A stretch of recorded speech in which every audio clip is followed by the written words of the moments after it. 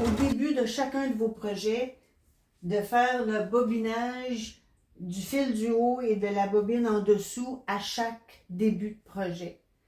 Alors, on va faire ça. Évidemment, chacune de vos machines à coudre va être différente. Moi, je vais faire sur la mienne, mais l'important ici, c'est de comprendre qu'il faut bien bobiner votre fil, s'assurer qu'on a le même fil en haut et en bas, du moins du même format.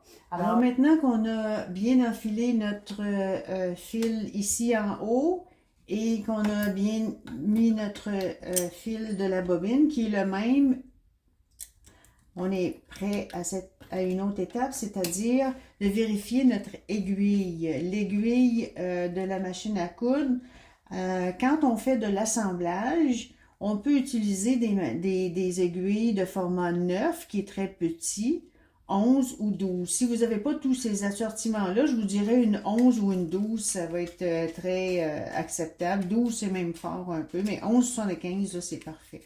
Alors, mettez une aiguille plus petite, ça fait des moins grands trous dans votre tissu.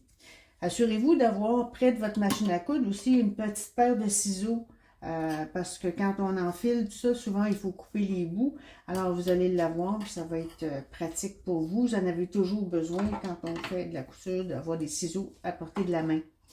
On a le petit ruban guide ici, dont on va reparler quand on va faire notre assemblage.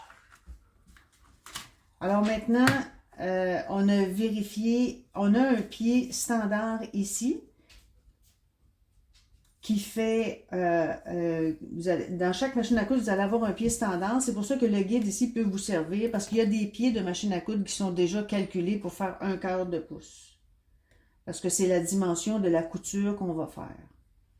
Alors assurez-vous que votre pied va être celui qui est le plus approprié pour faire une couture étroite de 1/4 de pouce.